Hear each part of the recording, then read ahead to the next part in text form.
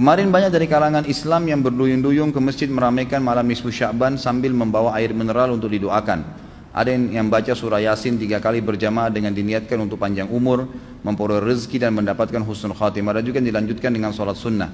Apa hukum membaca surah Yasin 3 kali dan sholat nisfu Sya'ban?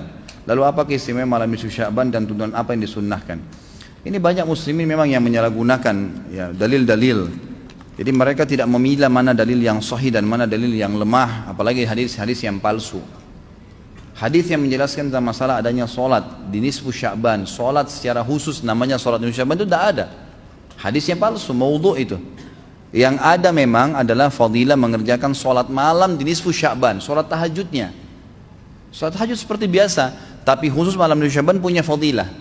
Karena disebutkan dalam sebuah riwayat yang sahih bahwasanya Aisyah radhiyallahu anha pernah mendapatkan giliran nginapnya Nabi SAW di rumahnya. Terbangun tengah malam, dia melihat Nabi SAW tidak ada di sebelahnya.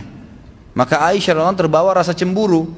Dia memakai bajunya kemudian mengelilingi rumah-rumah Nabi yang lain. Ya, istri Nabi yang lain takut Nabi ada di sana gitu. Diketukin satu-satu ternyata nggak ada. Lalu Aisyah tergopoh-gopoh pergi ke masjid mendapatkan Nabi SAW sedang sholat. Begitu Nabi SAW lihat Aisyah lagi ngos-ngosan jalan gitu kan, kena buru-buru, kata Nabi SAW, wahai Aisyah, kau cemburu lagi? Ini adalah malam nisfu Sya'ban. Artinya saya sholat malam ini karena ini adalah nisfu Sya'ban. Ini hadis yang sahih gitu kan. Dan memang dianjurkan oleh para ulama, mereka mendirikan sholat malam di malam nisfu Sya'ban itu sholat tahajudnya, tidak ada malam khusus, tidak ada sholat khusus namanya malam nisfu Sya'ban. Di siang harinya dianjurkan seseorang berpuasa. Karena Nabi SAW memperbanyak puasa, terlebih lagi nisfu Sya'ban itu, ya kenanya malamnya itu berarti puasa tanggal 14, kalaupun nisfu Sya'bannya malam hari ke-15, dan kita tahu ada puasa Iyamul Bid, ada 13, 14 dan 15, itu kita anjurkan puasa 3 hari, kan gitu. Tapi tidak diniatkan khusus puasa nisfu Sya'ban, khusus puasa itu. Karena memang secara umum Nabi SAW puasa sebulan penuh di bulan Sya'ban. Kalau masalah membaca surah Yasin, ini tidak asing lagi kalau di Indonesia. Semua harus surah Yasin. Pindah rumah Yasin, orang mati Yasin, semua Yasin. Ditanya dalilnya, nggak ada dalil, gitu kan. Hanya karena surah Yasin dikatakan jantungnya Quran.